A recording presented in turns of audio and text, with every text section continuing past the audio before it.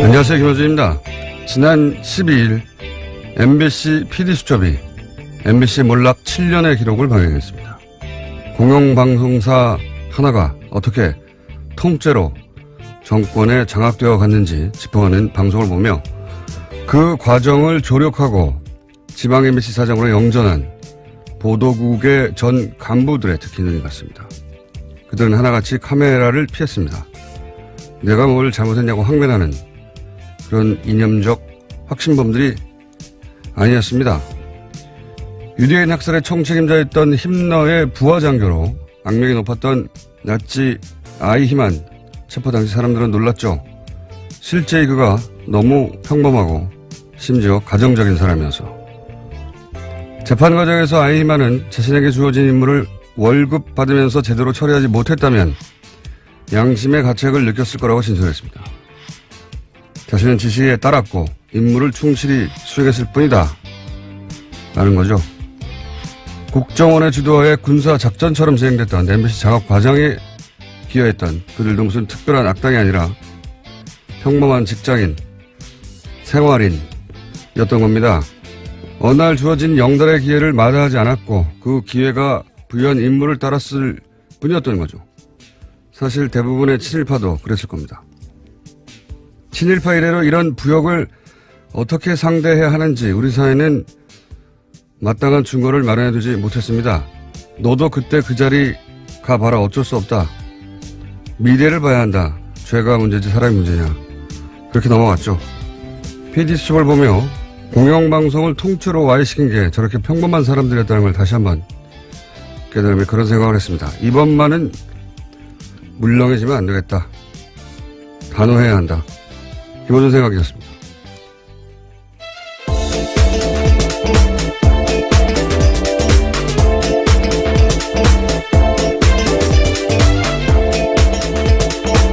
시사인의 김은지입니다. 이 지시를 따랐을 뿐이다. 요즘 아주 자주 등장해요. 네, 어제 우병우 전 수석도 그렇게 진술했다고 말씀드린 바가 있는데요. 이재만 안봉근 또 마찬가지죠. 네, 어제 재판이 시작됐습니다. 거기 나와서요. 또 박근혜 전 대통령에게 모든 책임을 떠밀었습니다. 판결문에도 등장해요. 이영선 행정관 때도 그렇죠. 지시를 따랐을 뿐이다. 그래서 집행유예를 해줬습니다. 그러니까 이게 이제 피의자들만 주장하는 게 아니고 이거는 우리 사법부도 그렇게 생각하는 겁니다. 지시를 따랐을 뿐이지 않느냐. 그러다 보니까 이제 그 선거에 개입한 국정원이나 국방부 또는 뭐 특정 재벌에게 특혜를 주거나 정권의 비판적인 세력을 조직적으로 탄압한 청와대 다 똑같은 말 하는 거예요. 똑같은 말. 지시를 따랐을 뿐이다. 이게 아이히만 예루살렘의 아이히만이라는 책이죠. 유명한 사례죠. 알고 봤더니 주변에 좋은 사람이었던 겁니다. 네, 악의 평범성이다라는 말이 있는데요. 그래서 이제 아이히만 재판을 취재한 철학자가 그런 보고서를 냈어요. 악의 평범성이라고. 이 PD수 보면서도 똑같은 생각을 했어요. 이게 방송 장악에 이제 협조를 했고 그리고 출세를 했는데 거기 보면 PD 수첩을 하던 그 출신도 있어요. 그 사람들 중에는. 그 사람들이 뭐 예를 들어서 이전 정권 때 핍박을 받아서 그런 게 복수를 한 게 아니거든요. 이 사람 내가 당했다고. 그게 아니에요. 그냥 기회가 왔고 그리고 그 자리가 준 임무를 열심히 한 겁니다.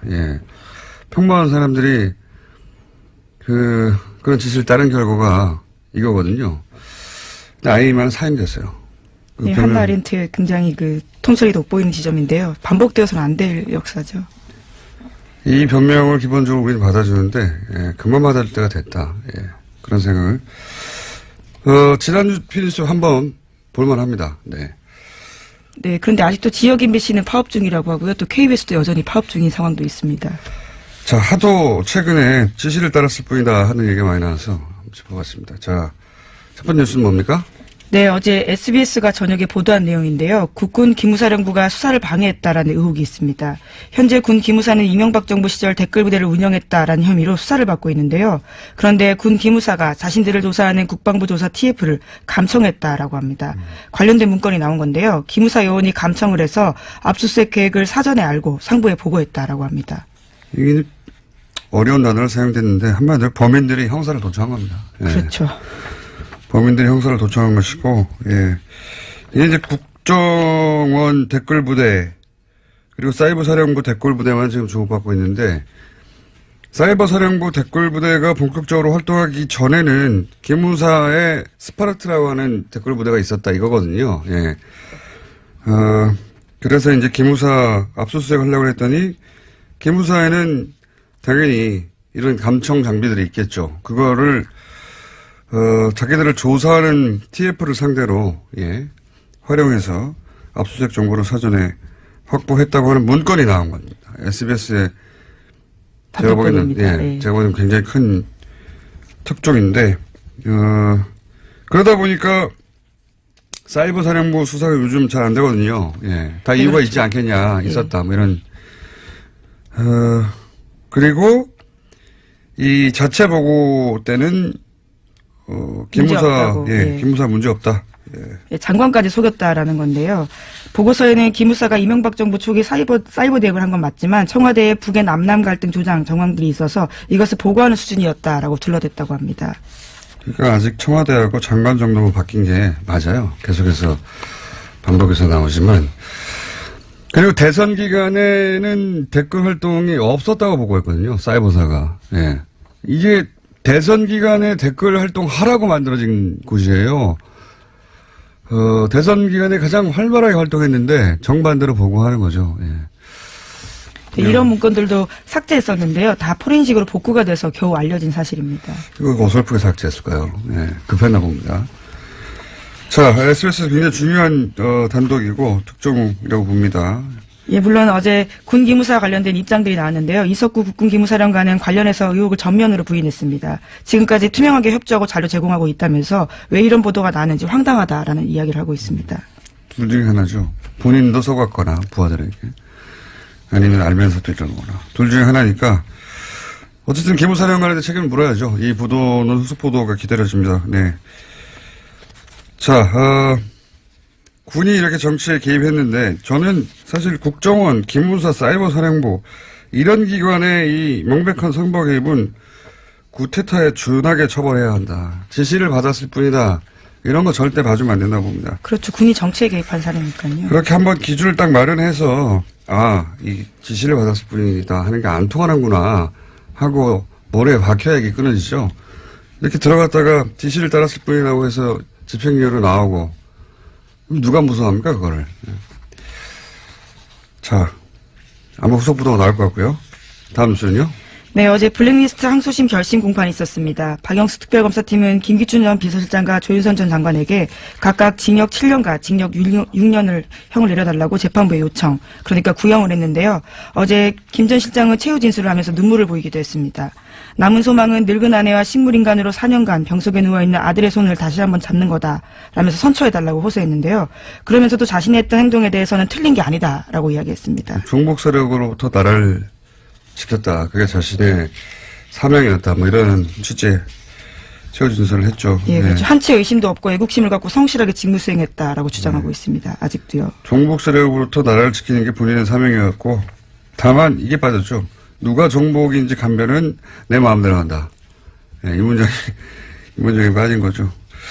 그리고 사실 자연인 아버지로서 이제 아들 얘기를 하면 안타까운 일이긴 한데 거슬러 올라가서 김기춘 비서실장이 과거 정보기관과 함께 혹은 본인이 정보기관에 있을 시절 그렇죠. 시작됐던 가짜 이 간첩 사건 조작했던 사건들 그 사건으로 뭐 몇십 년 감옥에 간 인간도 망가지고 인생도 망가진 사람들이 얼마나 많았어요. 그리고 그 일로 고통받았던 가족들 그 사람들이 울부짖을 때 눈길 한번 줬나요? 예. 저는 이분이 자연인으로서 이런 얘기는 할 수 있는데, 예. 그, 자연인의 한 사람이 아니라 이때 역할을 봐야 된다고 합니다. 역할. 역사에서 어떤 역할을 했는지. 네, 1심에서 징역 3년을 선고받은 바가 있습니다. 이 선고 공판은 다음해 그러니까 1월 23일에 열립니다. 자, 관련 재판들 계속해서 뭐 지시를 따랐을 뿐이라니 그런 얘기를 하는데 최순실 씨는 어떻게 되고 있어요? 네, 최순실 씨는요, 지금 현재 서울 동부구치소에 수감 중인데요. 계속해서 검찰 소환을 거부하고 있습니다. 특활비 상납과 관련해서 검찰이 나오라고 이야기하고 있는데 불응하고 있는 겁니다. 그러면서 윤석열 서울중앙지검장 핑계를 대고 있습니다. 자신의 과거에 광합수사를 당했기 때문에 믿을 수 없어서 나올 수 없다라는 겁니다. 윤석열이 이끄는 검찰 조사는 못 받겠다 이런 거죠. 예. 그렇죠. 윤석열 팀이 잘한다는 얘기죠. 예. 자, 최순실 씨 주장 더 들을 필요는 없는 것 같고요. 그런 상태입니다. 자, 다음 뉴스는요? 네, 세월호 참사 당시에 KBS에 전화를 걸어서 보도 내용을 바꿔달라고 요구했던 이정현 전 홍보수석, 그러니까 현재는 의원인데요. 재판에 넘겨졌습니다. 청와대 등이 보도 개입을 했다라는 건데요. 검찰의 판단입니다. 과거 2014년 4월 21일에 KBS에 전화해서요. 적극적으로 좀 도와달라라는 이야기도 했고요. 아예 녹음도 바꿔달라라는 이야기도 했습니다. 이런 것들이 보도에 부당하게 개입됐다면서 지난해 세월호 특조위가 고발을 한 적이 있는데요. 이에 대해서 검찰이 재판에 넘긴 겁니다. 이런 기준을 아주 강하게 마련해야 된다고 봅니다. 저는, 잘한 거라고 보고요, 기소는. 그러니까 현 정부도 이렇게 아주 세기를 박아놓는 기소를 해야, 이런 압력을 방송사에 못 넣을 것이고, 그리고 다음 정부도 마찬가지고, 홍보수석이 방송사나 혹은 기자들한테 자기 임무상 전화할 수는 있어요. 근데 뭘 빼달라, 뭘 넣어라, 뭘 교체해라, 명백히 간섭하는 건데 이런 정도가 되면 이런 전화가 되면 받는 당사자도 이 사람 보낼 수 있다 내가 당시 과거에 이정현 사례도 있지 않느냐 아주 크게 처벌해야 된다는 겁니다. 예. 이렇게 한번 기준을 마련해야 되거든요. 이번에 자 다음 뉴스는요. 네, 이명박 박근혜 정권에 걸쳐 6년 넘게 국가보훈처장 맡았던 박승춘 전 처장도 검찰 수사 받게 됐습니다. 불법적으로 정치에 개입하고 친정부 관변단체들의 비리를 눈감아줬다라는 사실이요. 보훈처 감사에서 확인됐습니다. 마찬가지라고 봅니다. 자, 다음 뉴스는요. 네, 어제 뉴스타파 보도 전해드린 바가 있는데요. 다시 연장해서 말씀을 좀 드리면요.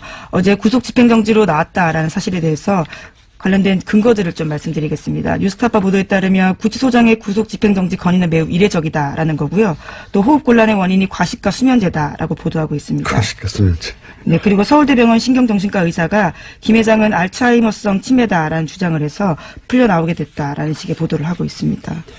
자, 요사는요, 제가 알고 있는 것도 몇 가지 있어서, 예, 오늘 자세히 다루려고 했는데, 기왕 뉴스타파가 보도를 했으니 뉴스타파 기자분을 저희가 섭외해서 직접 취재 내용을 자세히 들어봐서 한 꼭지로 따로 다뤄볼까 합니다. 예, 뭐 하나의 반론도 있습니다. 그래서 좀 잠깐만 말씀드리면요. 알츠하이머형 치매 가능성을 배제할 수 없음이라는 것은 의료계의 흔한 표현이다라고 주장을 하고 있고요. 또 구속 집행정지 같은 경우에는 당사자에겐 신청권이 없다. 그렇기 때문에 법원이 판단할 사안이다라고 주장하고 있습니다. 네, 포함해서 저희가 따로 한 꼭지로 자세히. 그냥 제가 몇 마디 하고 말라고 그랬는데, 어제 다룬다고 했더니 또 하나에서 해명 자료가 와서, 그렇다면 아주 자세히 다뤄야겠다. 자, 다음에 다루기로 하고요. 자, 다음 뉴스는요. 네, 국민의당 안철수 바른정당 유승민 대표가 최근에 비공개로 만나서 통합에 대해서 구체적인 논의를 했다라고 오늘 아침 조선일보가 보도했습니다. 안 대표는 통합 반대파 반발을 감안해서 통합선언 후에는 이선 후퇴하는 방안도 검토하고 있다라는 건데요. 한 관계자의 멘트에 따르면 안 대표와 유 대표는 모두 다른 선택지가 없기 때문에 통합에 대한 생각이 아주 강하고 이르면 이번 주에 통합선언이 있을 거다라는 이야기가 있습니다. 이런 건 이제 사건 중심으로 워낙 계속해서 여러 가지 사건은 누가 무슨 말을 했다 보도되기 때문에 사건 중심으로 봐서는 이제 전체 그림이 안 보이고, 왜 이러는 걸까 전체 그림의 관점에서 보자면, 그러니까 안철수 대표 중심이나 또는 유승민 대표 중심으로 봐서는 안 되는 상황이라고 보는 게, 이건 보수 재편, 정권을 다시 가져오기 위한 보수 재편이라는 큰 그림 하에서 봐야지 제가 보기에는 이해가 되는 사안이고, 안철수 대표는 이제 그 보수 재편이라고 하는 큰 구도의 퍼즐 조각 중 하나인 거죠. 예. 유승민, 안철수 양 대표 모두 그 보수 재편의 이후에 자신이 주인공이 될 수 있다라고 하는 가능성 때문에 각자 적극적인 거죠. 예. 지금 당장 뭐 몇 석이 이쪽으로 간다. 또는 단순한 산수로도 지금 있는 그대로 유지되지 않을 거라는 건 양쪽 모두 알거든요. 근데 그래도 상관없는 거죠. 그 숫자 노름이 아니라 보수 재편이라고 하는 큰 그림을 봐야 되는 것이고 이 지점에서 안철수 대표는 사실은 진보 진영에서 자신의 기반이 너무 취약하다 하고 보수를 선택한 것으로 사실 복잡할 거 없는 계산이에요. 예, 국민의당은 오늘 오후 2시에 의원총회 열고 다시 한번 통합 논의를 한다고 합니다. 보수 재편이라는 큰 그림을 얘기하니까 다시 또 생각나는 게 연결해서 어제 이제 중국의 혼밥 프레임에 대해서 보수 매체들이 대단히 악의적으로 짰다 프레임을 제가 잠깐 얘기했었는데 이 프레임을 비판하는 미디어가 없어서 제가 얘기 다시 한번 하는데 사실은 문재인 정부는 무능하다, 초라하다, 혼자 밥 먹는다 이런 이미지 만들려고 한 거죠, 당연히. 그런데 왜 그랬을까 생각해 보면 올해 내내 이제 보수 매체가 이제 이번 정부 출범이 했던 얘기가 뭐냐면 피로감이 곧 온다. 연말이면 지지율이 떨어진다. 예. 근데 연말이에요, 이제. 그렇죠. 안 떨어져요. 떨어지기는커녕 대통령 순방이라는 건 굉장히 긍정적인 효과를 만들어내거든요. 대부분의 경우에. 박근혜 대통령 때도 사실 국내 상황이 아무리 어려워도 외국만 갔다 하면 지지율이 올라가요. 항상 그렇습니다. 대부분의 대통령 순방들이. 왜냐하면 멀리 떨어져서 현안과 떨어져서 좋은 화면들 나오고 좋은 소리들 주로 나오니까요. 이명박 대통령 때도 했고 다들 그랬어요. 그러니까 떨어지기는커녕 마지막에 중국 방문으로 올라가게 생긴 겁니다. 정치적 관점에서 바라보자면. 게다가 문재인 대통령이 중국에서 실제로 사드 경제보복 문제를 풀기라도 하면 그게 제대로 보도되면 얼마나 지지율이 올라가겠어요. 그 뻔한 상황에서 지지율이 올라가는 걸 거꾸로 막았어야 하는 겁니다. 예.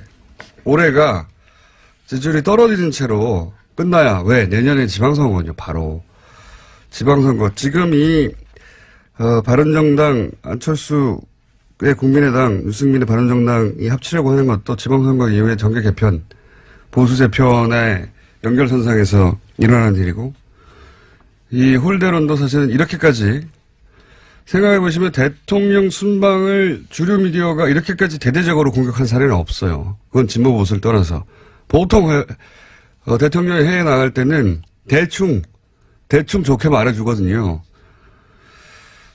이번에는 가기 전부터 사실은 철저하게 프레임을 준비했다. 예. 그 중에 이제 혼밥 같은 게 걸린 거죠. 예. 그러니까 굉장한 정치적 의도를 가진 프레임인 거죠. 예. 자, 여기까지 하고요. 오늘은 2부가 게스트가 두 분이 있기 때문에 제목 하나 정도 읽고, 제목 하나 정도 안 읽으면 아쉽잖아요. 네, 가상화폐 거래소 유빗이라는 곳이 있는데 여기가 해킹을 당해서 파산당할 위기라고 합니다. 아, 비트코인이요? 예. 비트코인 관련도 내일 한 번 더 다루고 전문가도 따라 한번 보시는 것으로. 비트코인에 대해서 할 말이 많아요, 저도. 자, 한미연합훈련 때 한미연합훈련을 평창올림픽 뒤로 연기하자, 미루자. 예, 어제 문재인 대통령이 미국에 자세네요. 제안했다라고 예. 밝혔습니다. 미국 쪽도 연기 여부를 검토하고 있다라고요. 미국 MBC 방송 인터뷰에서 밝힌 바입니다. 이게 성공하면 또 한 번 이제 소위 미들 파워로 전환하고 있다. 한국이 강대국 사이에서 이런 최근에 외신 보도가 있었거든요. 그러니까 강대국들 사이에서 중간자작 역할, 중간자작 외교의 가능성을 엿본다. 이런 외신의 보도가 있었어요. 우리나라에서 보도가 안 됐지만. 그러면서 미들 파워라고 불렀는데 성공한다면 미들 파워로 다시 입지를 자랑할 수 있게 되겠죠. 예. 자, 여기까지 하겠습니다. 시사인의 김은지였습니다. 감사합니다. 문재인 대통령의 중국 방문, 홀대론 기사 여전히 나오고 있죠. 어제 그래서 저희가 중국 동아대 우승은 교수님을 모시고 잠깐 이야기 들어봤었습니다. 너무 시간이 짧아서 오늘 한 번 더 모셨어요. 안녕하십니까, 교수님? 네, 안녕하십니까? 네, 어제 대단히 흥분된 목소리로, 대단히 빠른 속도로, 대단히, 압축적으로 말씀하셨는데, 간단히 요약하면, 우리는 홀대라고 하는데, 중국에서는 홀대는커녕 시진핑이 왜 사드 철회를 하지도 않은 문재인 대통령에 대해서 이렇게 환대하느냐고 중국 내에 비판이 있었다. 예. 문재인 대통령은 중국에서 환대받았다. 예. 그걸 왜 홀대라고 하는지 이해할 수가 없다. 예. 예, 말도 안 된다라고 예. 오순 교수님께서 어제 짧게 짚어주셨는데, 그건 방중 기간 동안에 그랬다고 치고요. 예. 그리고 이제 방중 이후에 예. 돌아가고 각자 이제 언론들이 차분하게 그 성과나 예. 이런 얘기도 할 거 아닙니까? 예. 그러니까 방중 이후 중국 미디어가 보도하는 이 방중에 대한 평가는 어떻습니까? 짚어주시면 좀. 네. 지금 말씀하신 것처럼 방중 이후 중국 미디어의 방중에 대한 성과를 보면은 중국 당국의 심경을 알 수 있습니다. 중국은 사회주의 국가이기 때문에 우리처럼 좌우 미디어가 자기 멋대로 목소리를 낼 수 없거든요. 네. 중국 당국의 목소리가 그대로 나오는 것인데, 예를 들면은 중국 신화망은 18일자에서 외교부 대변인은 기자회견에서 문 대통령의 방중 기간에 양국 정상은 관계 개선을 추진했고 한반도 문제 등에 대해서 심도 있는 의견을 교환해서 상당한 공통 인식을 갖게 되었다. 고 보도했습니다. 그다음에 중국의 대표적인 인민일보는 19일자에서요. 문 대통령의 수교 25주년 국빈 방문은 양국이 25년간의 우호적 발전 성과와 양국 관계를 중시함을 의미한다. 한중 관계가 계속 발전해 나가기 위해서는 수교 당시의 초심을 잃지 않았으면 좋겠다라고 보도했습니다. 뿐만 아니라 중국의 문해보라고가 있는데, 문해보는 보도했고, 그다음에 북경 청년보, 북경에 예. 있는 16일자 보도에서 문재인 대통령의 방중은 사드로 빚어졌던 한중 관계가 한 단계 더 새롭게 되는 계기가 되었다라고 대부분 긍정적으로 보도하고 있습니다. 네.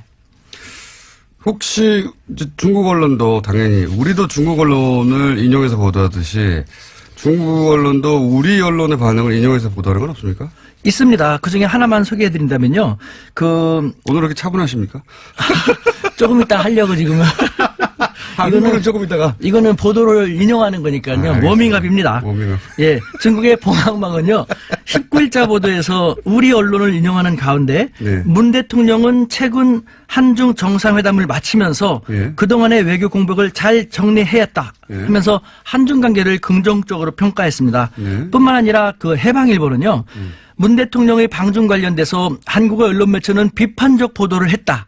각계각층, 한국의 각계각층에서 방중 성과에 박수를 보낼 때 한국의 보수 언론들은 문 대통령의 방중을 폄하했고 지금도 그 논조는 지속되고 있는 것이다. 라는 안타까운 보도를 하였습니다. 네. 아, 우리 언론들 다 보고 있군요. 예. 네. 이게 참 희한한 일입니다. 자국 언론이 이렇게, 비판을 하고, 정작 홀대를 했다고 하는 나라에서는 자국 언론이 이런 비판을 하고 있는데 이거 폄하다라고 비판을 하고 이상한 현상이 지금 벌어지고 있는데 자 그건 알겠고요. 근데 이게 이제 언론 보도라는 게 좀 두리뭉실하고 대체적으로 그렇지 않습니까? 제가 궁금한 것은 교수님을 다시 모시는 것은 대체적인 언론의 반응은 알겠어요. 그리고 심지어는 중국 언론이 우리 보수 매체를 비판한다는 것도 알겠는데 교수님이 이제 어제 말씀하셨듯이 어제 이제 시진핑의 측근 그룹 혹은 고위직과 동문이라고 하셨지 않습니까? 확실하죠? 맞습니다. 호적 조사하면 다 나옵니다. 그분들이 하는 이야기들이 있을 거 아닙니까? 예, 예. 제가 궁금한 건 언론에 나오지 않은 예. 그런 이제 권력에 가까이 있는 사람들의 해석 혹은 예. 뭐 자기들끼리 하는 말들 혹은 예. 교수님과 사석에서 니네 예. 어떻게 당연히 한국 대통령이 예. 왔다 갔으니까 그런 얘기 하실 거 아닙니까? 그런 얘기가 궁금해요. 예를 그분들은 들면요. 어떤 반응이 있느냐. 예. 예를 들면은 중국 공산당, 당의회 국가지 않습니까? 그 핵심 간부가 있어요. 당에서도 어떤 부서냐가 중요한데 말하기 쉽지 않은 그런 부서에 근무하는 저랑 벌써 14년 동안 쭉 하고 있으니까요. 그 사람 같은 경우는 다시 그런 말 했죠. 이제 한국은 다시 중국의 최후의 보루가 되었다. 아주 의미심장한 말이죠. 최후의 무슨 보루가 의미입니까? 되었다. 최후의 보루라는 말은 아시죠? 근데 그 단어를 합니다. 네. 왜 그런 의미로 그런 뜻을 단어로 사용하는 거죠? 그러니까 사드가 배치되기 전에 이 당국자들은 저한테 항상 그런 식으로 노소리를 떨었죠. 사실 중국은 덩치가 너무 크다 보니까 16개 국가와 국경을 맞대고 6개 국가하고 해상 영해 분쟁을 벌이고 있거든요. 네. 그러다 보니까 늘 싸워요. 늘 싸워요. 사이가 좋은 나라가 하나도 없어요. 크고 작은 문제들 항상 있겠죠. 사이가 좋은 나라가 하나도 없는데 그중에 우리 한국만 유일하게 좋았거든요. 한국이 더군다나 조그만 약소국이 아니라 이제는 우리 모두 열심히 노력해서 중견 강국이 되었습니다. 중견 강국인 한국만이 유일한 사이가 좋은 관계이기 때문에 최후의 보루다. 따라서 우리는 한국에 대해서 그만큼 정성을 들일 수밖에 없다. 라고 했던 것이 지금 대한민국을 바라보는 중국의 시각인 것입니다. 그런데 말도 안 되는 사드를 너무 형편없이 배치해갖고 이렇게 문제가 그 과정 불거졌는데 자체가 자존심을 상하게 했다. 네. 네, 그런데 중국에. 다시 네. 이제는 문재인 대통령 방중을 통해 갖고 한중 관계가 복원되는 수순에 들어가게 됐으니까 한국은 다시 중국의 최후의 보루가 되었다는 것이죠. 그 말은 무슨 말입니까? 최후의 보루인데 함부로 할 수 있습니까? 함부로 할 수 없다는 것이죠. 이번 성과가 그러니까 그 이전에 한중 관계의 복원을 의미한다. 뭐 그렇죠. 잘 됐다고 평가한다는 네. 거죠. 혹시 그건 알겠고요. 그 외에 또 다른 이야기 없습니까? 있습니다. 그 어떤 중국의 얘기겠습니까? 저는 대표적인 싱크탱크의 고위 간부 같은 경우는요. 네. 예를 들면은 이 양반은 이제 미국 통으로도 중국에서 되게 유명한 분인데 네. 한국은 그 과거와 달리 중견 강국이지 않는가. 그래서 우리 중국도 그렇고 미국도 한국을 함부로 할 수는 없지 않는가. 한국은 그 점을 제대로 알고 활용한다면은 중견 강국으로서 미들 파워로서 한국의 역량을 더 강화시킬 수 있을 텐데라는 중국에서도 미들파워라는 표현을 써요, 이제? 중견 강국이라는 말 쓰는데 여기서 이 두 사람이 최후의 보루라든가 중견 강국으로서의 위상을 잘 활용할 수 있을 텐데라는 말을 우리는 잘 파악할 필요가 있습니다. 우리 매스컴이요. 이와 같은 것 국제사회에서 바라보는 우리 모습을 잘 전달하면서 우리 국민들이 우리 정부가 미들파워로서 어떻게 활용해 나가면 살아나가면 좋을지를 알려주지 않고 해서는 안 될 것만 하니까 문제인데요. 저는 사실 국내 문제 잘 모릅니다. 죄송하지만 저는 95년에 한국 나가서 어떻게 하다 보니까 일본, 미국, 중국 약을 다 갖고 2004년부터 3년부터 중국 대학에 있거든요. 그렇다고 제가 잘 사는 집이 아니라 인천의 가난한 노동자의 자식인데요. 출마하시는 것도 아니고 갑자기. 쌍코피 흘리면서 이렇게 살았는데 그래서 저는 국내는 모르지만 국제는 벌써 쭉 알고 있죠. 지금 상하이에 있는 우리 대학에서도 외국 학생들을 중심으로 제가 쭉 가르치거든요. 150여 개국에서는 5천여 명. 늘 국제사회에서 우리 한국과 한반도를 그 국제사회에서 어떻게 바라보는 걸 알 수 있는데 피부로 느끼고 계신데. 여기서 제가 느끼는 것은요. 한국 사회에서는 제가 가장 싫어하는 말. 우리를 갖다 툭 하면은 고래 싸움에 새우등 터진다. 샌드위치 외교라고 하지 않습니까? 우리는 과거 20세기 6.25 그 약소국가가 더 이상 아니라는 것이죠. 교수님이 느끼기에는. 제가 피부로 느끼는 것이 그거예요. 중국에서도 느끼는 게 그런 거예요? 네. 그러니까 최후의 보루란 말이 무엇입니까? 최후의 보루니까 그만큼 소중히 하고 눈치를 봐야 한다는 것이거든요. 서로. 실제로 우리는 중국에 대해서 중국이 우리보다 덩치가 크고 인구가 많다고 해서 되게 두려워하는데 바보 같은 거예요. 덩치가 크고 인구가 많고 그러다 보니까 통치하기가 쉽지 않으니까 허점이 많거든요. 그러니까 중국은 조금이라도 자기들하고 우호적인 나라를 만들 수밖에 없는 거예요. 근데 우리 진짜 구로동 공돌이 공순이라는 엄청난 힘든 시기를 거쳤고 우리 모두 열심히 노력해갖고 중견국 됐지 않습니까? 그럼에도 불구하고 우리를 왜 아직도 자기 비하합니까? 우리는 고래 싸움의 새우등이 아니라 몰라. 우리는 이제 중견 강국이기 때문에요. 중국 가격이다. 우리는 이제는 중견 강국을 외교를 해야 돼. 저는 이런 말 하면 이렇게 억울해 막 눈물 날라고 해요. 억울하시다. 우리는 약소국이 아니라 중견국으로서 스마트한 돌고래 외교를 해갖고요. 돌고래도 오늘. 지환 G2도 우리가 잘 리드하면서 활용하면서 네. 적어도 한반도 문제만큼은 우리가 돌고래는 뭡니까, 교수님? 돌고래는. 한번 들어보십시오. 네. 얼마나 오랫동안 고민했으면 이런 말 했겠습니까? 네. 우리는 지환 미국이나 G2 중국과 같은 덩치는 안 됩니다만 네. 우리는 이제 그런 나라들도 우리를 함부로 할 수 없는 나라로 성장했거든요. 그렇다면은 돌고래는 덩치가 작아서 고래보다는 힘이 약하지만 민첩하고 스마트하기 때문에 고래한테 잡아먹히진 않죠. 고래하고의 공생을 유도하지 않습니까? 우리가 바로 그런 돌고래 같은 역할을 할 수 있다는 것이에요. 외교도 새로운 시도를 해야 되는데 20세기 약소국 외교의 대미 외교 위주 1국 외교만 하다 보니까 이제 다변화되는 외교에서 잘 안 되고 있지 않습니까? 그러니까 우리는 지원치도 함부로 할 수 없는 중견 각국으로 부상한 대한민국의 중견 강국 외교, 스마트한 돌고래 외교를 해야지. 알겠습니다. 예. 또 이렇게 흥분하기 시작해요. 숨 좀 쉬시고. 예. 처음 들어보는 단어인데 돌고래 외교. 근데 이제 최근에 이 미들 파워라는 외신의 용어들이 등장하기 시작했어요. 실제 아시아타임스인가요? 거기서 메코이던가요? 그 기자가 미들 파워로 한국이 전환하고 있다. 그 방향으로 진화하고 있다. 근데 지금 이제 교수님 열받으신 건 이 중국 홀덴이 이게 다 이제 소위 약소국이 당하는 거 아니냐. 자기 비하예요. 예. 자기 열등의식이에요. 지나친 컴플렉스. 그러니까 매스컴들이 몰라서 아십니까?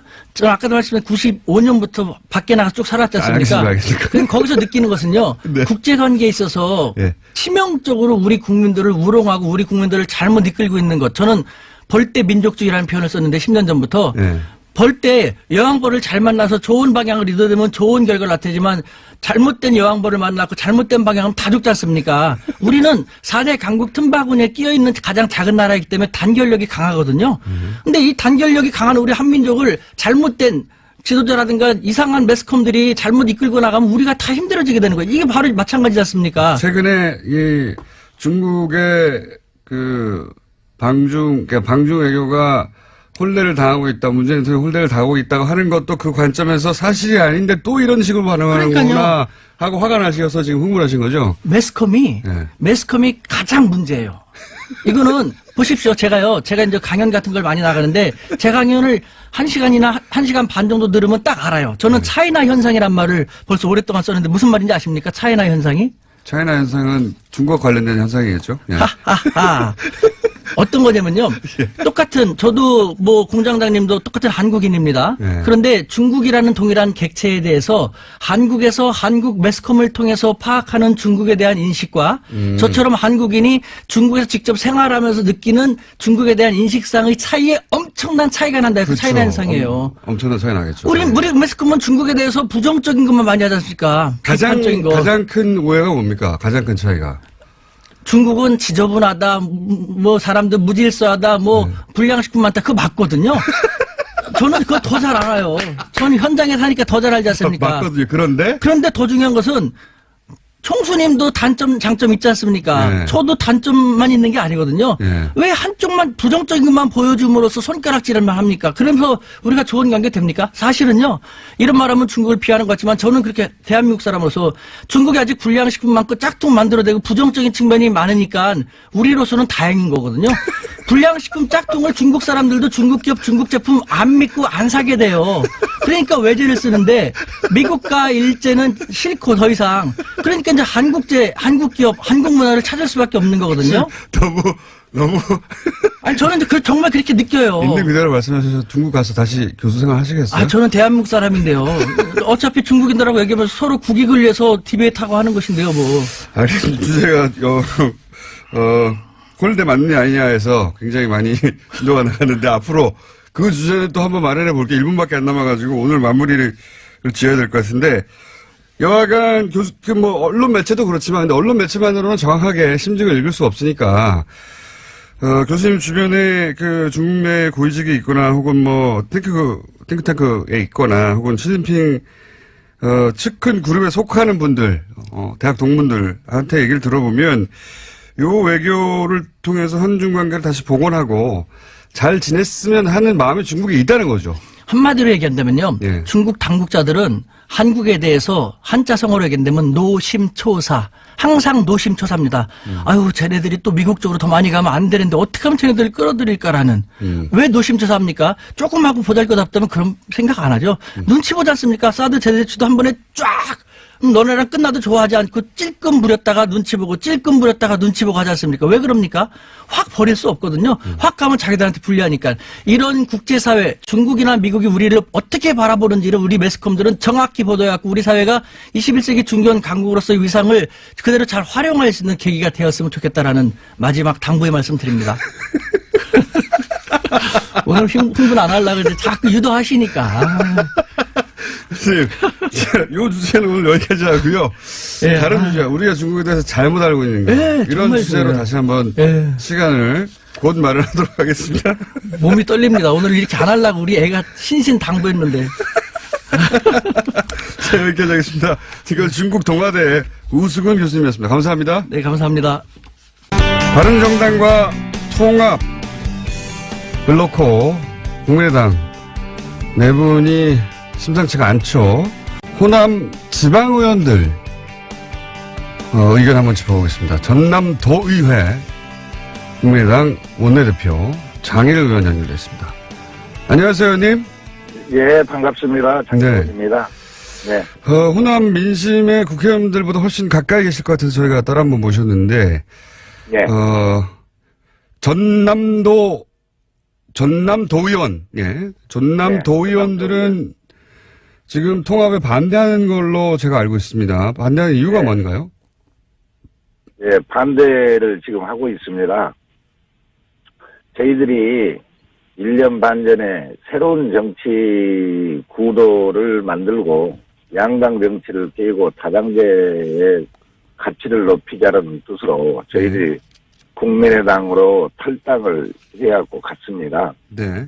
근데 지금 창당 당시의 정체성이나 호남 정신과 다르게 지금 통합 논의로 지도부에서 국민의당이 분열되고 있어서 전남 도민으로부터 지지를 받지 못하고 있습니다. 호남의 민심은 지금 굉장히 서늘한 편입니다.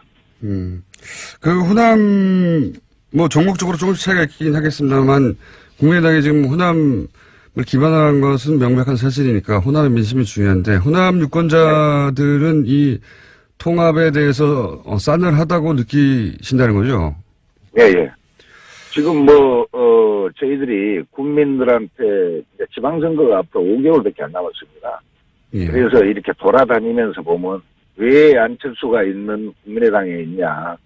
차라리 탈당을 해가지고 무소속 출마하는 게 더 낫지 않겠냐 하는 얘기가 지금 많습니다. 오히려. 그러면 그 민심은 그렇고요. 지금 지방의원들이 국민의당 지도부에게 또 요구하는 게 있습니까? 그렇다면 이런 민심을 예. 듣고 저희들이 예. 전남도의회에서 며칠 전에 그제 지금 그 전남 국회의원들과 간담회를 했습니다. 네. 도의원들 요청으로 인하여. 예. 그래서 지금 지방선거가 5개월 정도 남은 상황에서 지금 출마하시고자 하는 분들은 걱정과 우려가 굉장히 큽니다. 그렇겠죠. 예. 그래서 당의 지지율은 4% 정도밖에 되지 않고 이제 호남에서는 한 10몇 프로 정도가 됩니다만은 이런 상태에서 지금 민주당 같은 경우에는 선거 체제로 벌써 면접까지 하고 또 선거의 룰도 지금 정하고 있는데 우리는 통합 논의로 해갖고 모든 것이 지금 수독되고 있는 상태입니다. 그래서 지방 의원들 요청에 의해서 이번에 간담회를 했는데요. 지금이라도 통합 논의를 중단하고 지방선거 체제로 전환시켜주라. 또 안철수 대표가 도저히 지도력을 상실한 것 같아서 새로운 지도부 BJ를 구성해주라. 라는 요청을 했습니다. 그런데 이제 그 안철수 대표 같은 경우는 본인의 나름의 비전과 그림이 있고 그래서 통합 드라이버는 멈출 생각이 없을 것 같은데 만약에 말씀하신 그런 요청사항들이 받아들여지지 않으면 지금 전남도 의원이 25분인가요? 네, 25입니다. 예. 도 의원 지금 원내대표신데 그 도의원들의 어떻게 하나요? 그러면 그 당내에 있으면서 계속 지도부에 항의하는 겁니까? 아니면 집단 행동을 하는 겁니까? 아니면 어떻게 합니까? 무소속으로 나가시는 건가요? 지금 저희들이 이번에 국회의원들과 간담회 때 국회의원님들은 설까지 기다려 달라고 저희들한테 요청을 했습니다. 예. 그런데 저희들이 또 의원들이 간담회를 통해서 이달 말까지 지도부에서 통합 논의를 중단하지 않으면 저희들 나름대로 탈당을 감행하겠다라는 뜻을 지금 피력을 했습니다. 12월 말까지 통합을 중단하지 않으면 탈당을 하겠다. 예. 25번 모두요? 예, 그렇습니다. 그럼 25분 예, 탈당계를 당대표인 저한테 지금 이임해 놓은 상태입니다. 아하. 그 전남도의 25분의 도의원들은 원내대표이신 장인 의원에게 탈당계를 이미 작성해서 이름해 둔 상태다. 예, 예. 그래서 그 기한을 올해 말 12월 말까지 며칠 안 남았습니다. 이제 12월 말까지로 두고 그때까지 통합을 멈추지 않으면 탈당. 그러면 의원님이 결단하면 25명이 같이 탈당하는 거네요? 네, 예. 물론 한둘이 정도는 뭐 빠져날 수는 있겠습니다만은 예. 다 한다고 지금 그렇게 저희들이 요청을 했습니다. 12월 말까지 통합 드라이브를 멈추지 않는 정도가 아니라 12월 말 이전에 예를 들어서 크리스마스 예. 정도에 아예 뭐 그런 얘기도 보도가 있으니까요. 크리스마스 정도에 예, 예, 그렇습니다. 통합 네. 선언을 해버리면 어떻게 됩니까? 그러면 그 즉시 탈당하는 겁니까? 이제 저희들이 다시 간담회를 통해서 지금은 탈당하는 걸로 네. 지금 저희들이 준비를 하고 있습니다. 예. 또 이제 저희들만 준비하는 것이 아니라 광주시의회하고 예. 전남 북도의회하고 지금 물밑 접촉도 지금 진행을 하려고 그러는데요. 예. 이제 그렇게 되면 호남에 있는 그 단체장이나 지금 뭐 도의원들뿐만 아니라 시의원들도 지금 같이 연대해서 지금 하려고 저희들이 나름대로. 그러니까 광주시의원 그리고 네. 전북도의원 지금은 이제 전남도의원 25분이 중지를 모은 것이죠. 예, 저희들 그렇습니다. 네. 전북과 광주시의원 혹은 도의원들과도 만약에 그렇게 통합을 갑자기 선언해 버린다면 연대 행동에 네, 같이 연대할 수 있다라는 얘기죠. 혹시 광주시의원이나 전북 도의원들은 대략 어떤 뜻인지는 아십니까? 뭐 그분들하고 이제 저희들만 예. 전남 도의원들만 계속 저희들이 간담회를 통해서 지금 많은 논의를 해왔지. 그쪽하고는 지금 또 그쪽 나름대로 하는가는 모르겠습니다만은 아직 결론은 안 하고 있습니다. 그렇군요. 그쪽 사정은 어떤지 정확하게는 알 수 없는데 전남도는 이미 중지를 모았고 다른 전북과 광주도 만약에 그런 선언이 나온다면 같이 행동하겠다 이런 말씀이신 것 같고. 예, 그렇습니다. 안철수 대표가 왜 이런 통합 드라이브를 한다고 이 도의원들은 분석합니까? 어떻게 받아들이고 있습니까? 이제 물론 저희들이 생각할 때도 그렇기는 합니다. 바른정당과 통합을 해가지고 예언안들을 통해서 예. 새로운 동력을 얻자라는 뜻 아니겠습니까? 그런 의도겠죠. 당의 지지도가 너무 떨어져 갖고 있으니까. 네. 그런 부분은 저희들도 이해를 못하는 것은 아닙니다. 네. 그런데 한번 생각해 보십시오. 얼마 전에 우리가 대선을 치를 때 대선 때 통합정당, 바른정당과 통합 논의가 있었습니다. 그랬죠. 예, 그런데 왜 안 했습니다. 지방선거를 놔두고 갑자기 예. 지방선거가 끝난 다음에 충분히 시간적인 여유가 있음에도 불구하고 지방선거 5개월 앞두고 지금 갑자기 통합 드라이브를 예. 지금 가고 있거든요. 예. 그러면 호남에서 저희들이 생각할 때는 호남에서 안철수 대표는 나름대로 여론조사를 한 게 서너 가지 있다라고 국회의원들이 말씀하시더라고요. 예. 그런데 통합을 하면 시너지 효과는 있다라고 이렇게 여론조사에 나왔다고 그래요. 예. 전국적으로 지지도라든지 네네. 호남에 대한 지지도가 이렇게 한 10% 정도 오른다. 예. 그렇게 얘기하는데 민심은 그렇지는 않습니다. 바른정당이 어차피 적폐 대상인 사람이었고 또 우리 바른정당의 유승민 대표는 김대중 대통령의 햇볕 정책을 개선을 못하겠다라는 뜻으로 전번에 또 한번 발언한 적이 있거든요. 또 안철수 대표도 길게 가게 되면 바른정당 그 다음에 자유한국당과 통합을 하겠다라는 그런 취지로 지금 얘기하시는데 알겠습니다. 호남의 민심은 그러지 않습니다. 예. 알겠습니다. 오늘 말씀 감사합니다. 여기까지 듣겠습니다. 예. 지금까지 전남도의회 국민의당 원내대표 장혜로 의원이었습니다. 설명이 필요 없는 노래가즘 정의당 노회찬 원내대표 나오셨습니다. 안녕하십니까. 안녕하십니까. 예. 한 주간에 벌어진 일들을 저희가 쫙 논평해가는 시간인데, 아무래도 이제 방중, 워낙 말이 많았어요. 홀대론, 혼밥론, 등등등. 할 할 말 많으시죠? 근데 뭐 홀더론인가요? 예. 뭐 대접을 초라하게 받았다는 건데 그렇죠. 아마 또 대접을 화려하게 받았으면은 제가 초라하게 받았다고 생각하지 않지만 예. 화려하게 받았으면 또 외화 내빈이다. 결론을 딱 정해놓고 예. 겉만 번지르르. 그렇죠. 예. 당했다. 뭐. 그렇죠. 근데 진짜 중요한 것은 한중 관계의 어떤 변화를 모색하고 또 실현해 냈는가 이제 이런 어떤 실속을 따져야 되는데 이제 그런 걸로 봐서는 굉장히 6개월 전하고 비교해 보면은 6개월 전만 하더라도 한중 관계가 걱정스러운 관계였잖아요. 그렇죠. 예. 파탄 직전에 이 관계를 어찌 보면 극적으로 이제 지난 가을부터 회복시키고 예. 그걸 확인하는 그런 이제 방중이었기 때문에 굉장히 이제 반환점을 돌았다, 분기점을 넘었다는 점에서 의미가 크다고 저는 생각합니다. 그런데 왜 그러면 국내 이제 주로 이제 보수 매체 중심으로 처음에 재개가 됐고 이게 이제 이런 이야기가 워낙 많이 나오다 보니까 다른 미디어들도 뭐 홀대론 논란 이런 식으로 계속해서 확대 재생산이 됐는데 왜 이런 홀대론을 들고 나왔을까요? 국내 언론 특히 보수 언론들이.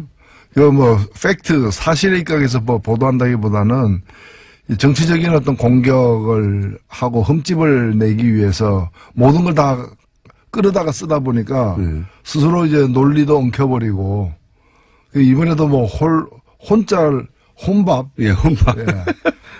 혼밥. 저는 사실 역대 대통령의 해외 순방 이벤트 중에서 예.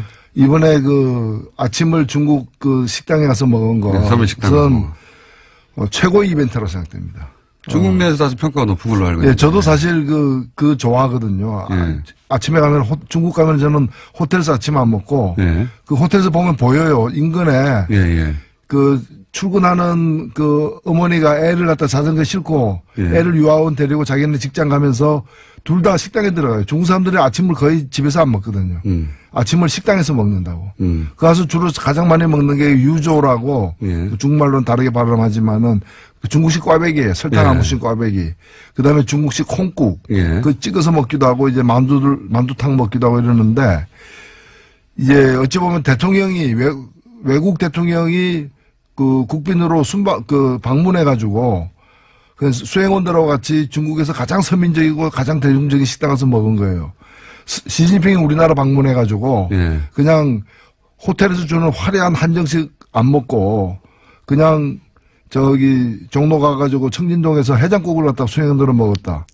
그러면 그 노력, 그 자세, 그 열의에 대해서 감복할 거 아니에요. 국내 언론이 뭐 칭송이 자자했겠죠. 그러니까 네. 이 이벤트는 중국 인민들, 중국 국민들을 향한 이벤트지 한국의 일부 언론을 향한 이벤트는 물론 아니었죠. 예. 그러니까 중국 국민들 눈에는 굉장히 신선하게 바라봐 보이는 거고, 단행한 뒤에 제가 또 다른 뉴스를 보니까 문재인 세트라 그래가지고 예. 중국 사람답게 또 이런 거 이제 세트로 해가지고 이제 상수를 이용하기도 하는 모양이던데 그만큼 반향이 있었다는 얘기 아니겠어요?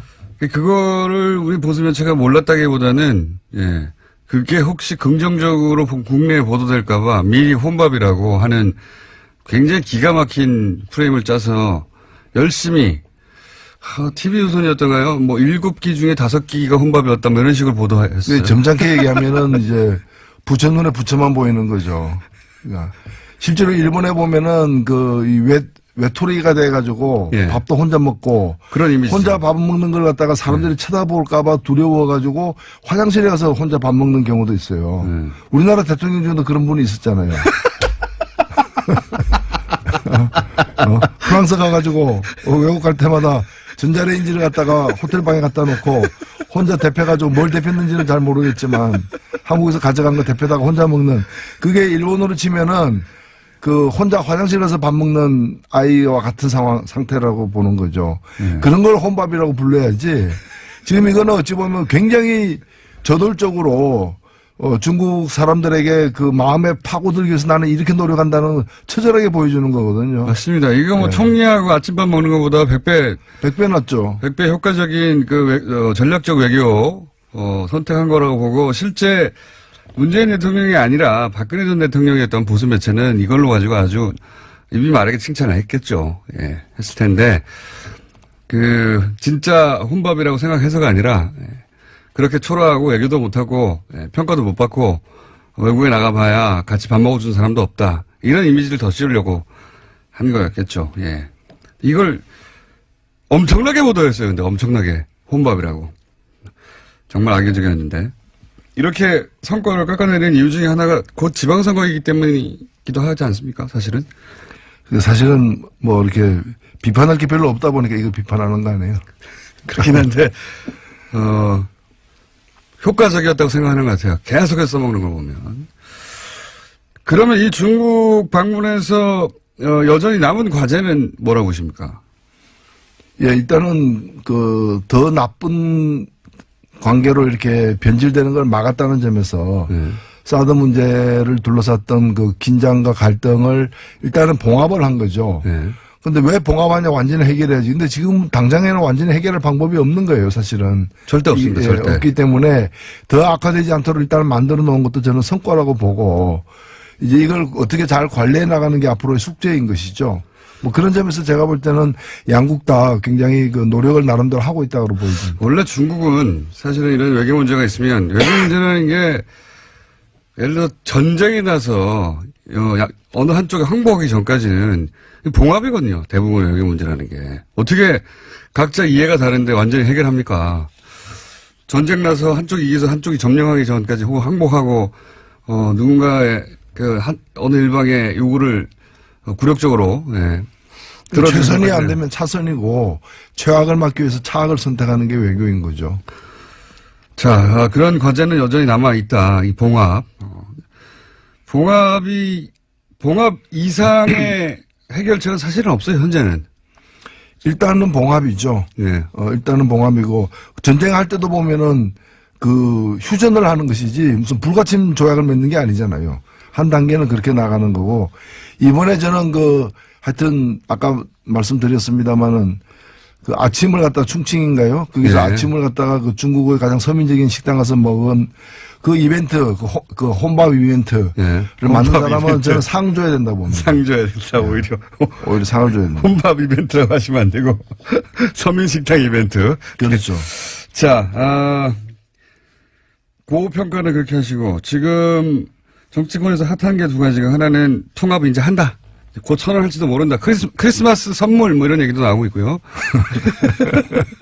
본인에 대한 선물이겠죠. 다른 사람들에 대한 선물이 아니라 선물 이야기도 나오고 있고 또 한 가지 덩어리는 자유한국당에서 이제 당협위원장 교체, 당협위원장 교체라는 게 일반인들한테는 크게 와닿지 않은데 국회의원들한테 생존권이거든요. 이게 굉장히 큰 일이 있었습니다. 그거 관련해서 내부에서 이걸 왜 했느냐, 누가 바뀌었느냐, 누군 들어가고 못 들어갔느냐 말들이 있는데 우선 통합 선언을 하겠죠? 여기까지 왔는데. 일단은 선언을 하겠죠. 예. 근데 그 선언이 이제 끝나는 것이 아니라 선언이 이제 당헌당규에 따른 절차를 이행해야 법적인 효력을 가지는데 그 이행하는 것에는 뭐 난관이 여러 가지가 지금 있는 거죠. 지금 반대하는 사람들은 전당대회를 하자고 하고요. 안철수 대표는 아마도 뭐라고 부릅니까? 전당원 투표요. 예. 모두 당원인 사람 모두 이제 투표권을 가지고 왜냐하면 호남 지역에서는 지지하지 않는 통합을 반대하는 사람이 많지만 다른 지역에 또 여론을 다룰 수 있으니까요. 전당원 투표를 하자고 하는 것 같고 예. 반대하는 쪽에서는 무슨 소리냐. 당원 당규상 전당대회 해야 되는데 이러고 있습니다. 그러니까 여기 합의가 안 되면 사실 이혼할 가능성도 상당히 높아져 있습니다. 그렇죠. 그러니까 바른정당 입장에서는 선거연대까지도 할 수 있다라고는 어떤 가장 약한 어떤 결합으로서 그러면서 이제 가장 세게는 이제 일부에서는 또 이혼하고 와라. 이혼하고 와라. 오히려 그게 더 낫다. 일부를 도려내고 오는 것이 자기들은 더 낫다. 뭐 이렇게 보는 쪽까지도 있는데 일단은 완전한 통합은 그렇게 쉽지는 않을 것 같아요. 양쪽 다. 물론 통합을 하게 이 드라이브를 계속 가서 이제 통합까지 가려고 하면 국민당 내부에 당에 남아있을 수 없다고 하는 사람들도 있겠죠. 그러니까 지금 각각 소속 의원들의 산술 합으로 통합된 당의 의원들 수가 유지되지는 않을 것 같아요. 적어도. 그렇죠. 예. 지금 39명 중에서 뭐 14명 정도는 완강히 반대하는 분들이니까. 최소한 뭐 10명 정도 나가버리면 들어오는 것보다 많아지니까 숫자가 더 줄어들거든요. 숫자가 줄어들음에도 불구하고 이제 하려는 이유가 숫자가 중요하지 않다, 지금은. 그렇죠. 예. 예. 그 보수 재편의 그림 속에서 진행되는 게 아닌가. 예. 결국 중도 보수로 규합해가지고 범보수로 확장하는 예. 그걸 갖다가 이제 대권 전략으로 이제 보는 거죠. 안철수 대표는 그러니까 진보 진영의 유권자들이 그쪽에서 지지 기반이 본인이 약하다고 판단한 것 같아요. 그래서 떠나는 겁니다, 지금 사실은. 본인의 정체성을 새롭게 발견한 거죠. 알고 보니 보수였다, 뭐 이래가지고. 예. 자기가 하려고 했던 새 정치는 새 보수 정치였다. 지금. 대면이에요, 예. 대면. 자, 방랑 정치죠. 방랑 정치. 자유한국당 사정은 어떻다고 보십니까? 지금 홍준표 대표가 사실은 친홍 체제를 차근차근 구축해가면서 친박들은 이렇게 계속 쳐내고 있어요. 예. 예. 거기에 친박을 제압해 가는 데는 어느 정도 성공했습니다, 실제. 그렇죠. 근데 사실 친박 자체가 예. 말이 친박이고 부자망에도 3년 간다 그러는데 그래서 당분간 갈 걸로도 이제 보였지만은 실은 이미 그 수장이 예. 지금 서울구치소에 있는 것이고 나머지들도 거의 지금 체포동의안이 이렇게 제기되거나 또는 네. 이제 조사를 받아야 될 처지에 놓이거나 다 이런 처지지 않습니까? 사실상 괴멸했다고 봐야죠. 괴멸했다. 네.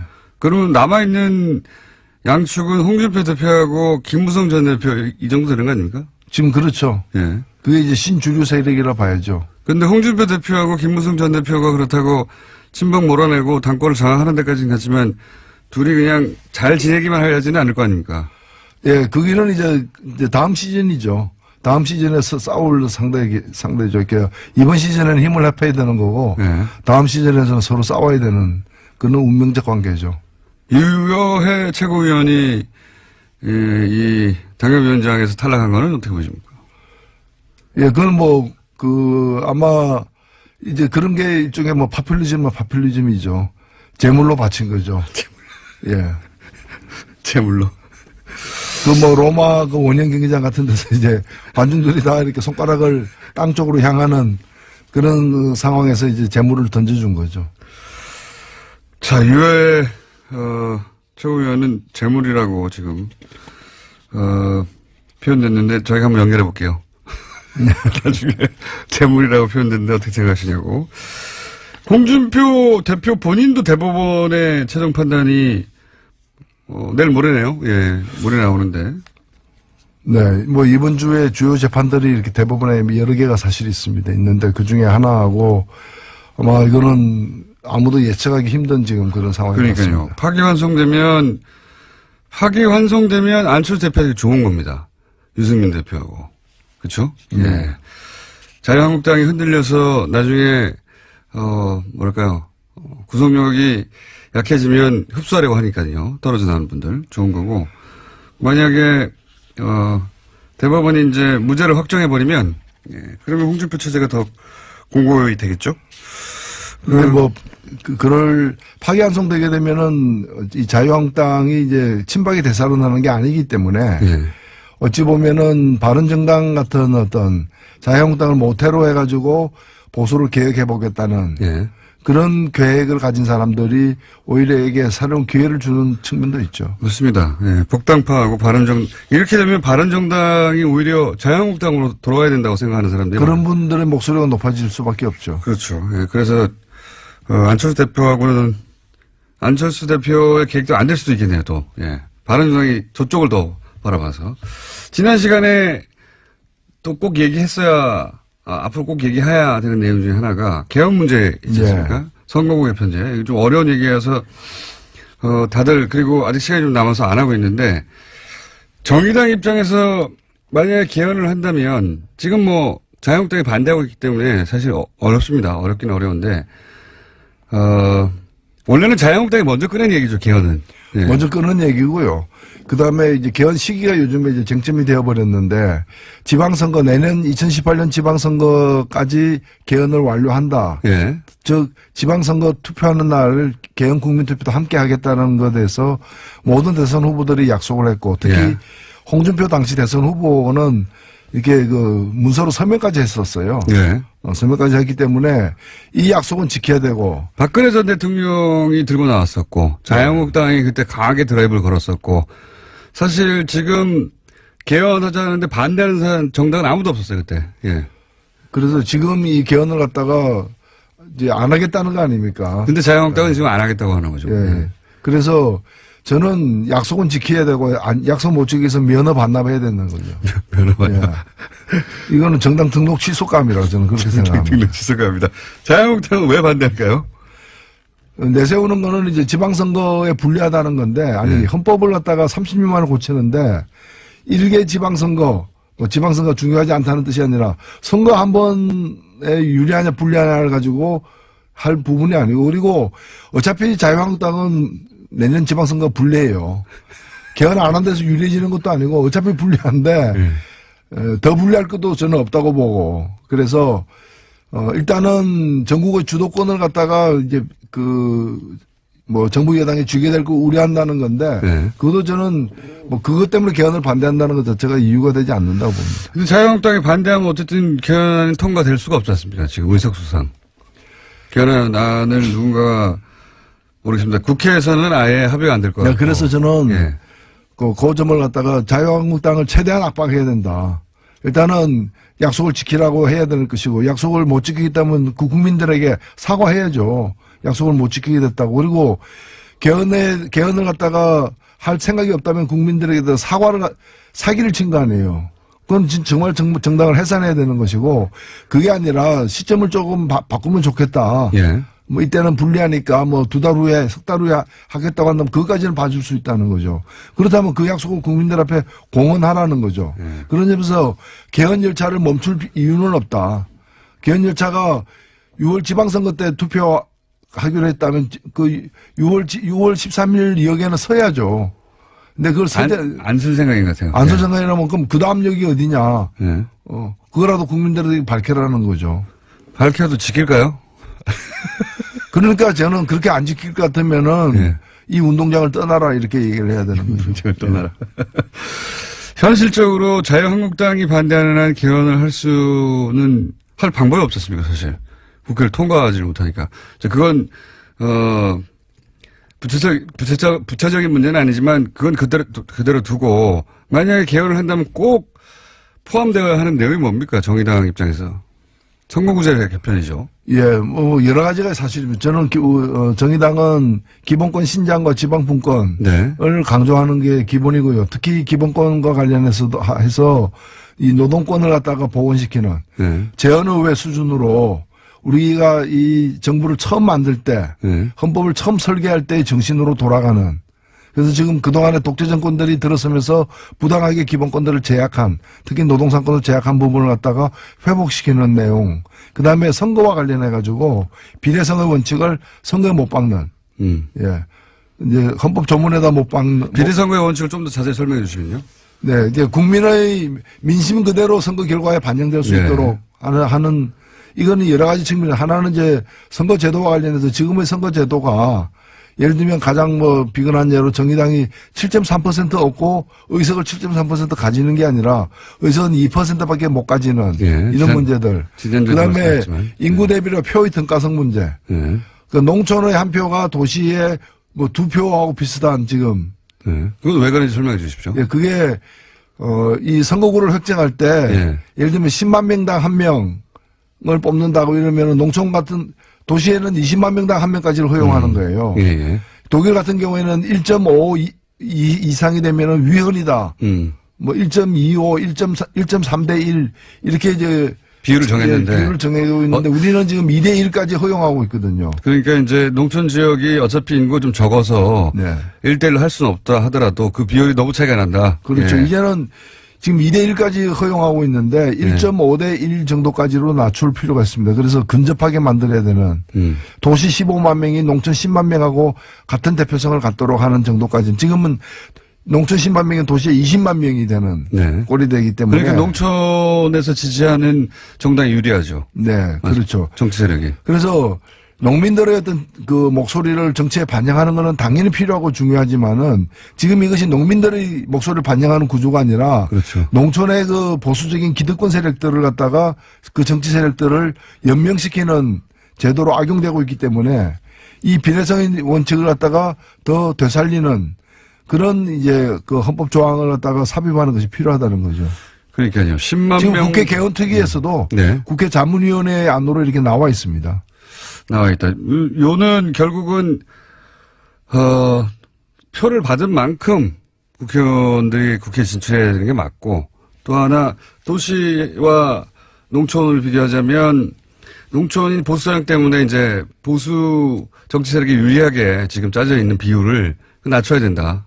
예. 그런 말씀이신 거죠. 그 두 가지가 반지, 그러니까 요 비례성의 원칙은 뭐 명칭은 여러 가지 있습니다. 뭐 독일 정당 명부제부터 시작해서 많은 명칭이 있는데 뭐라고 부르든 간에.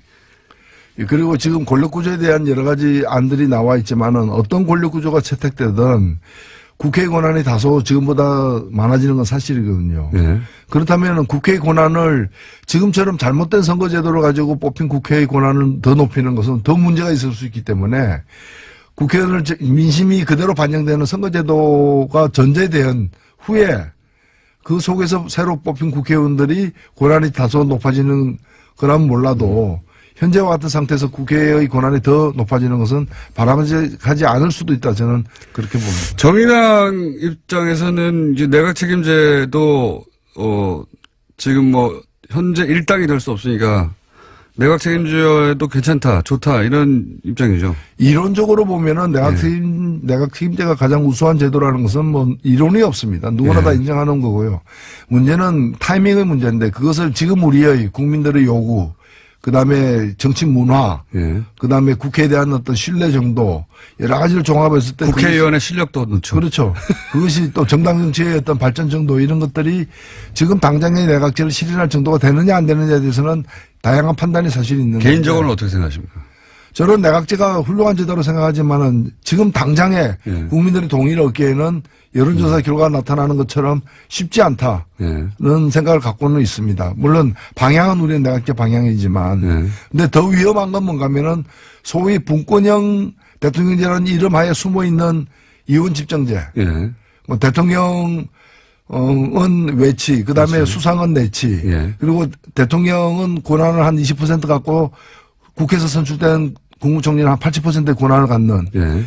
저는 이건 굉장히 위험한 방식이라고 생각들어요. 왜냐하면 4천만 명의 국민이 뽑은 사람은 20%의 권한을 갖고 300명의 국회의원이 뽑은 국무총리는 80%의 권한을 갖고 그리고 내치 외치를 어떻게 구분합니까? 개성공단은 내치입니까 외치입니까? 한미 FTA는 내치입니까 외치입니까? 그 뒤에 깔린 의도는 뭐라고 보십니까? 그건 대통령 당선되기 힘든 집단들이 권력을 서로 나눠 먹기 위해서 너는 20%짜리 권한을 갖는 대통령, 우리끼리 모여가지고 우리는 80%의 권한을 갖는 실세형 총리. 이렇게 해서 그래서 자기들 모이는 그 약속 장소를 제3지대라고 붙이고 제3지대에서 모입시다. 뭐 이렇게 해가지고 모여가지고 뭔가를 그래서 새로 뽑히는 대통령은 임기를 갖다가 5년이 아니라 줄이겠다. 줄인 다음에 이 개정된 헌법을 가지고서 이제 분권형 대통령제를 실시하겠다는 것이 지난 대선에서 그렇죠. 일부 당선 가능성 없는 연합의 어떤 그런 과제였죠. 자기들이 단독으로 단성이 안 되니까 힘을 모아서 그거 힘을 모으니까 이해가 달라지니까 어떻게 나눌 것인가 하는 가운데 그런 아이디어가 나온 거죠. 그래서 저는 정리를 해야 된다고 봅니다. 이 대통령의 권한이 과도하게 헌법상에 많이 있다면은 그걸 국민이나 국회로 이렇게 또는 지방정부로 넘기는 그런 권력을 갖다가 좀 이렇게 조정하는 것은 필요하다고 봐요. 그러나 그것의 대안으로 분권형 그것에 대안으로 이원 집정부제 이런 걸 대안으로 내놓는 것은 굉장히 위험천만한 발상이다. 나눠 먹으려고 하는 사람들이 만들어낸 발상. 국민을 위한 개헌이 돼야 되는데 일부 정치인을 위한 개헌이 되도록 내버려둬서는 안 된다 저는 봅니다. 오늘 좀 심각한 얘기를 했습니다. 네. 근데 이 개헌 이야기는 아직은 시기가 이르다 같기도 하면서도 한편으로는 이제 시간도 없어요, 별로. 이제는 해야 됩니다. 그리고 네. 국민들에게 해온 약속이고 네. 마지막 개헌한 지 30년이 됐습니다. 그 이전에 40년 동안 9번 개헌하고 30년 동안 개헌 한 번도 안 했거든요. 그래서 묵은 숙제를 갖다가 털어버리는 그런 개헌이 필요하다고 봅니다.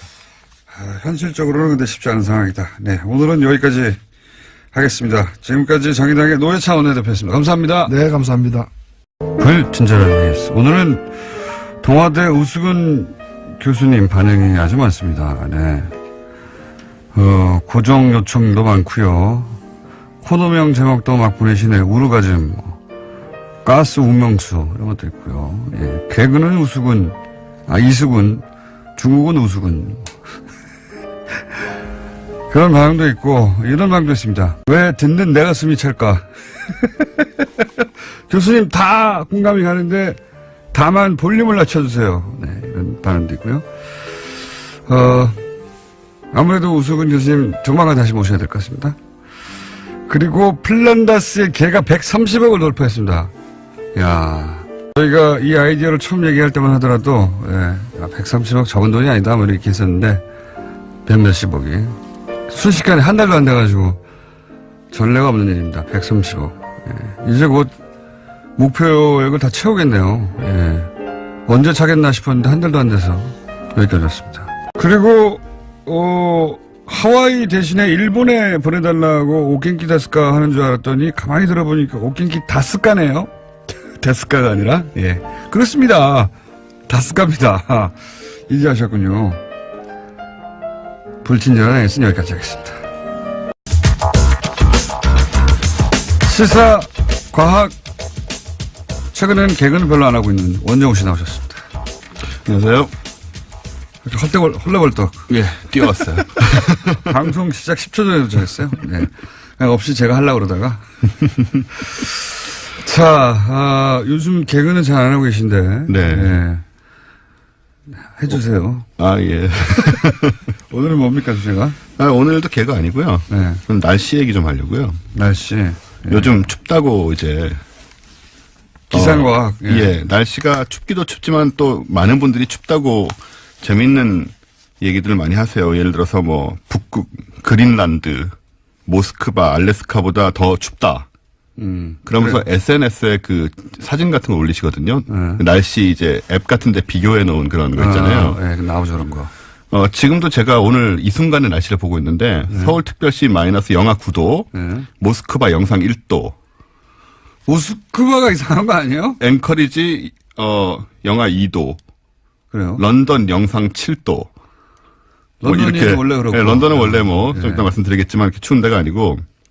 그래서 역시 지금도 그런 현상이 일어나고 있고 또 모스크바는 새벽 2시 44분이기 때문에 낮도 아니고 굉장히 추워야 되는데 영상 1도라는 모스크바가 이상한 거 아닙니까? 이런 느낌들 때문에 이제 이런 게 SNS에서 뭐 수천 번씩 공유가 되고 네. 사람들이 모스크바로 이사 가자. 네, 러시아로 이민 가자. 너무 춥다. 단순히 날씨 때문에. 네. 뭐 저는 이런 사실 얘기까지. 겨울은 추운 걸 좋아해요. 추위를 안 타시나요? 더위는 굉장히 많이 타고 추위는 별로 안 탑니다.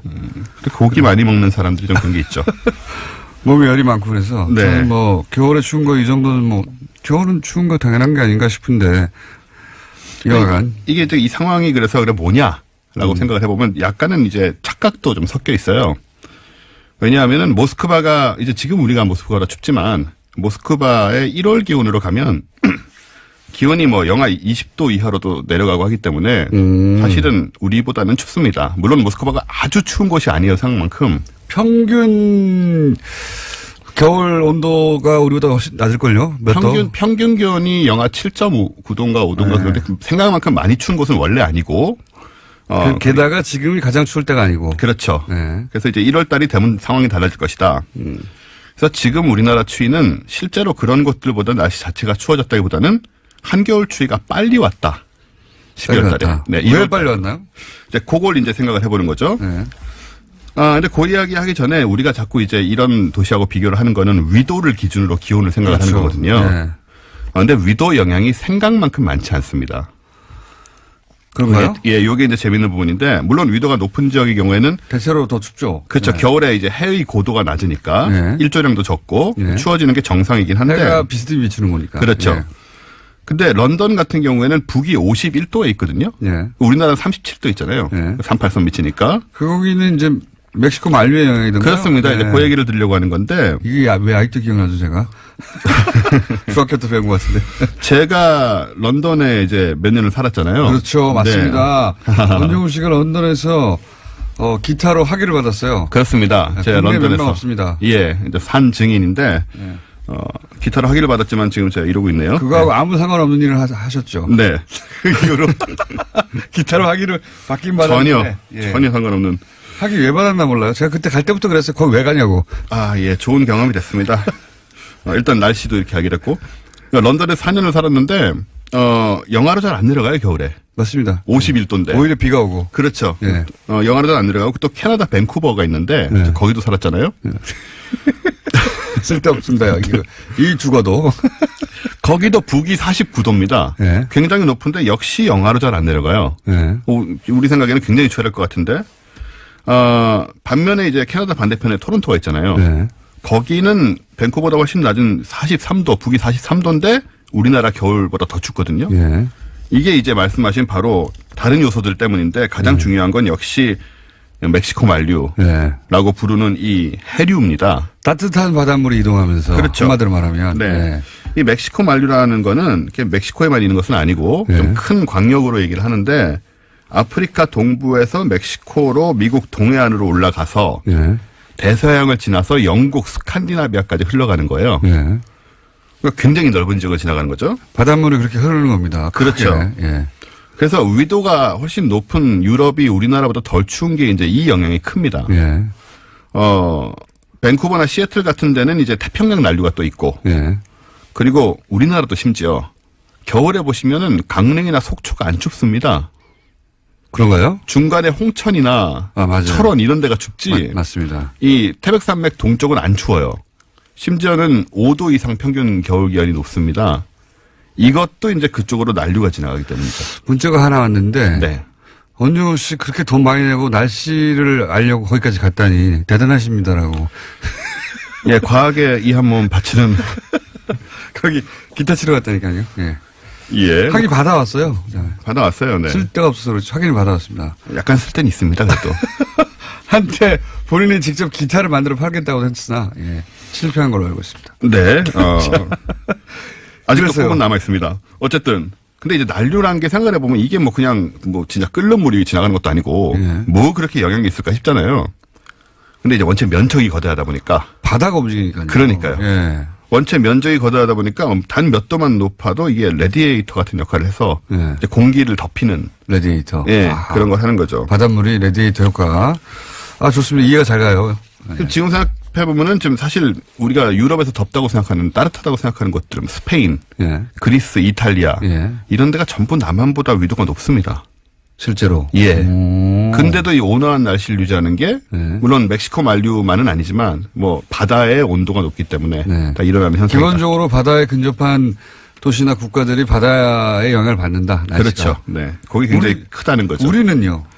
우리는 이제 한류도 흐르고 난류도 흐르고 네. 하는데 대륙에서 넘어온 공기 때문에 영향을 많이 받지 않습니까? 우리는? 그렇죠. 이제 우리는 저 북쪽에서 내려오는 그 차가운 공기하고 네. 남쪽에서 남태평양 올라가는 공기가 항상 마주치죠. 거기서. 대륙성 고기압. 네. 거기 이제 마주치는데 네.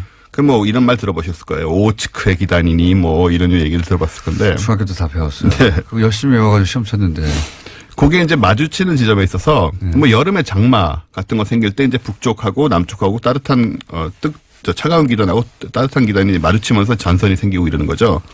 우리는 그래서 해류 영향이 아주 크다기보다는 이제 북쪽에서 내려오는 차가운 공기, 공기하고. 지금 같은 경우에 딱 그 영향을 받는 건데 사실 지금 그래서 우리가 상상으로만 춥다고 생각하는 거냐 그건 아니고 실제로 춥긴 합니다. 네. 왜냐하면 한강이 결빙을 했는데 네.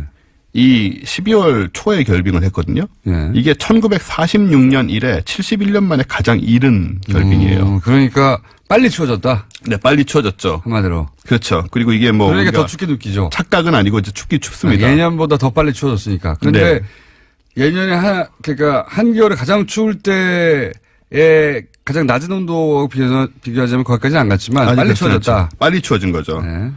그럼 이제 왜 이렇게 추워진 거냐라는 건데 이게 지구 온난화 때문입니다. 지구 온난화. 네. 이게 네. 뭐 온난화라고 하면 우리는 이제 지구 전체가 계속 더워지고 네. 온실효과 이렇게 더워지고 뭐 이런 아이러니하게 생각이 되잖아요. 네. 온 따뜻하잖아요. 그러니까요. 네. 예, 따뜻해져야 되는데 왜 우리만 추워지냐 이런 생각을 할 수 있는데 기후 시스템이라는 게 그러니까 해류 얘기도 드렸지만 생각보다 복잡합니다. 지금 우리나라가 추운 것은 아까 얘기했듯이 북극의 찬 공기가 네. 남쪽으로 많이 내려왔기 때문인데 평소에는 이 한반도보다 북쪽 위도가 높은 이 북태평양 쪽으로 제트 기류라는 게 흐르고 있습니다. 아, 네. 알아야 될 게 점점 많아지고 있네요. 제트 기류라는 건 제트기류 좋아요. 제트기류까지 네. 받아들입니다. 꽤나 그다음에. 고도가 높은 곳에 예. 꽤나 빠르게 계속 이제 지구를 감싸고 돌고 있는 이 흐름이에요. 예, 항공기들이 항상 영향을 항공기 받으니까. 영향을 받죠. 예. 이걸 이제 타고 가면 빨리 갈 수 있고 그렇죠. 역으로 가면 늦게 가고 이런 게 이제 생기는데 이게 이제 북극의 냉기를 막는 이 에어 커튼 역할을 합니다. 예, 커튼. 예. 예. 근데 이게 약해진 거예요. 에어 커튼이. 왜 약해졌냐면 북극 기온이 따뜻해지면서 이 제트 기류의 속도가 느려졌습니다. 아하. 그리고 남쪽으로 쳐져 버렸어요. 아하. 원래 이렇게 뭐라 그래야 되죠? 타이트하게 돌아야 되는데 그러니까 북쪽에서 뺑뺑뺑뺑 돌아야 되는데 네네. 얘가 뜨뜻해져가지고 밑으로 내려왔다. 그렇죠. 이게 예. 그럼 고무줄 늘어나듯이 따뜻하게. 속도도 느려지고 아래로 내려왔다. 그렇습니다. 그랬더니 쳐져버린 겁니다. 그래서 이제 북극에 모여있는 차가운 공기를 얘가 막지 못하고 밀려나면서 아하. 그 북극 공기가 진짜로 지금 한반도까지 내려와 버린 거예요. 아. 영하 3, 40도씩 되는. 아하. 네. 지금 그러니까 온난화 때문에 왜 추워졌느냐? 요거 외우면 딱 좋겠습니다. 네. 제트가 있어. 제트가. 제트 기류. 예. 이따 외우기 뭐 쉽게. 뜨라고 하지 마시고. 제트 기류가 있는데 걔가 북극에서 뺑뺑 돌아야 되는데 네. 따뜻해지니까 밑으로 내려와서 북극의 찬 헐렁해졌다. 헐렁해져가지고 네. 북극의 찬 기온이 같이 따라 내려온 거죠. 같이 내려와 버린 거죠. 밀고 빨리. 내려와 버린 거죠. 예. 그래서 이제 우리도 거기 영향을 받아가지고 지금. 예. 지금 빨리 그래서 추운 추워졌다. 겁니다. 네. 제트 기류. 예. 지금 우리 추운 거는 이제 실제로 북극 기후가 내려온 거. 북극에서 온 기온이군요, 이게. 예. 아. 그래서 이제 북극의 찬 바람을 우리가 그럼 막고 있는 깨끗한 겁니다. 거네요? 그건 아닌 것 같아요. 네, 뭐 그런 식으로 되는 건 아닌 것 같고. 예. 그래서 이 현상에 주목해 보자면 한반도는 앞으로 점점 더 추워지는 겁니까? 그건 아직 모릅니다. 일단은 여름에는 지금 우기가 뭡니까 비가 내리는 패턴이 변했잖아요. 변했죠. 예. 지금은 마치 정글에서 스콜이라고 하죠. 갑자기 집중폭우 내리듯이 예. 확 내리고 멈추고 이렇게 변해버렸는데 그런 이제 그 온난화로 인해서 사실 뭐 기후 균형이 깨지는 게 문제라 이게 뭐 훅 따뜻해지는 게 중요한 게 아니고 앞으로 굉장히 여러 가지로 기후가 불안정할 우리나라뿐만 아니고 전 세계적으로 불안정할 가능성이 크고요. 그래서 이제 이런 상황도 그 중에 하나인 것이고. 근데 이제 이런 생각은 해봐야죠. 그러니까 계속 이렇게 추워지는 거냐, 올해. 그건 아직 모릅니다. 예. 뭐 일개 뭐 그렇잖아요. 뭐 아무 도움도 안 되는 얘기를 모른다는. 추운 날씨가 빨리 오긴 했는데. 빨리는 그래서 왔는데. 예. 예. 점점 더 추워지거나 계속 추워지는지는 좀 두고 봐야 되는 거니까. 혹은 이렇게 했다가 따뜻해질지도 모르고. 예. 그러니까 뭐 모스크바, 알래스카 이런 데 너무 동경하지 마시고. 예. 일단은 우리나라에서 한번 날씨를 지켜보는 게 좀 필요합니다. 날씨를 지켜보. 이민 가기엔 이르다. 그럼 날씨를 지켜볼 수밖에 없죠. 어떻게 합니까? 네. 그러니까 북극에서 그렇습니다. 공기가 밀고 다니는 그럼 제트기류도 아니고 우리가 어떻게 막아요? 예.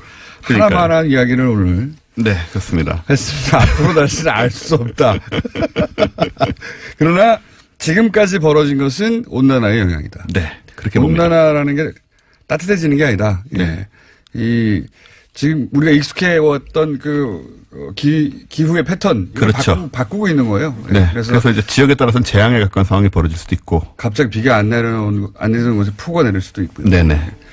이렇게 갑자기 빨리 추워질 수도 있는. 네. 그러나 그렇습니다. 앞으로는 알 수 없다는 알 수 없습니다. 하나만한 얘기였습니다. 자, 원정우 씨였습니다. 감사합니다. 감사합니다. 내일 뵙겠습니다. 안녕.